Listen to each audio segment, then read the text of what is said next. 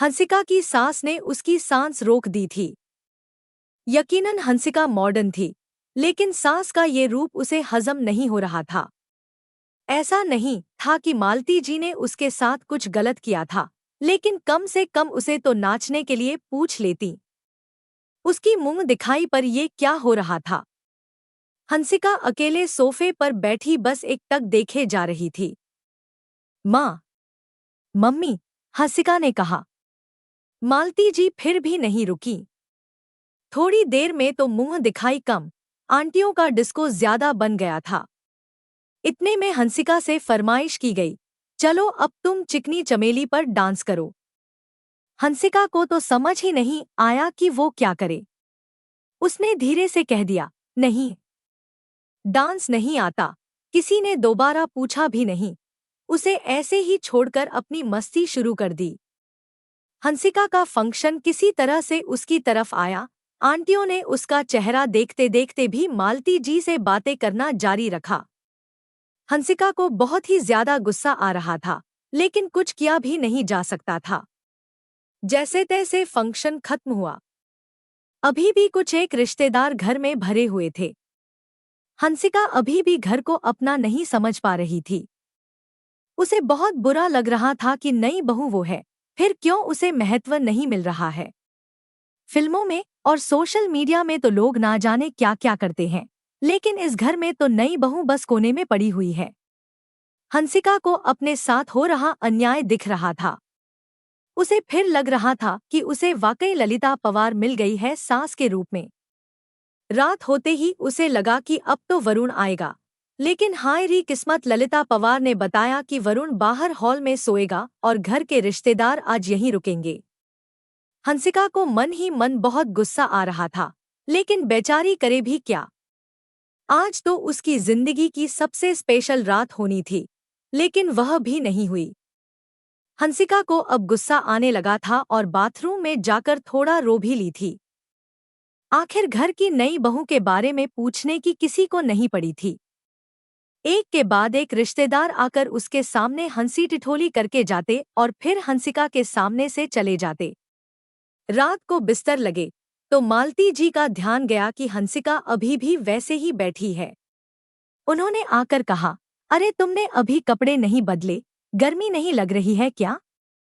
Function खत्म हो गया, सब तुम्हें देखकर चले भी गए। अब कंफर्टेबल कपड़ों में आ जाओ मेरी कैटरीना कैफ। आज तुमको चिकनी चमेली पर डांस करना चाहिए था, लेकिन तुम तो गुड़िया बनी बैठी रहीं। ऐसा थोड़ी होता है, हंसो खेलो यार, तुम्हारा ही घर है। मालती जी फ्लो में बोलकर कमरे से बाहर चली गई। यार, यार, ये मेरी सास है या फिर कॉलेज की सीनियर? अलग ही तरह की रैगिंग चल रही है यहाँ पर। किसी ने मुझे कहा कपड़े बदलने को। नई बहू को घर के कायदों के बारे में बताया जाता है और इन्हें देखो ठुमके लगाने पर तुली हुई हैं। हंसिका की फ्रस्ट्रेशन अब दिखने लगी थी। दरअसल उसे वरुण चाहिए था। अगर वरुण सामने होता तो हंसिका को कोई दिक्कत महसूस नहीं होती। हंसिका ने गाहे एक सूट पहन लिया। जो लड़की घर में कंफर्टेबल शॉर्ट्स पहनती थी, अभी सूट पहनकर सोने वाली थी, लेकिन थकान के कारण नींद आ ही गई। सुबह होते ही फिर चहल पहल शुरू हो गई। अब शादी वाला घर है, यह तो होना ही था। हंसिका ने नहा धोकर एक चटक साड़ी पहन ली। वहां रिश्तेदारों को विदा किया गया और फिर घर में वरुण, मालती जी और हंसिका ही थे। मालती जी कमरे में गईं और ब्लॉक प्रिंट की नाइटी पहनकर आ गईं। अरे बन्नो, आज मुंह दिखाई नहीं है, जाओ कुछ कंफर्टेबल पहन लो, मालती जी ने बोला। वरुण भी शॉर्ट्स में आ गया। अब कंफर्टेबल क्या होता है, इंसान सूट में भी कंफर्टेबल होता है, साड़ी में भी। पर यहाँ अभी मैं क्या पहनूं जिससे कोई ऑफेंड ना हो जाए? कुछ क्लियर करके तो बताना चाहिए ना, हंसिका बड़बड़ा रही थी। इतनी साड़ियां बक्से में रखी हुई थीं, अब उनका क्या होगा अगर कंफर्टेबल ही पहनना है तो? अच्छा सुनो, शाम को सोसाइटी में सत्यनारायण की कथा के लिए जाना है, तब सज लेना, मालती जी का ऑर्डर आया।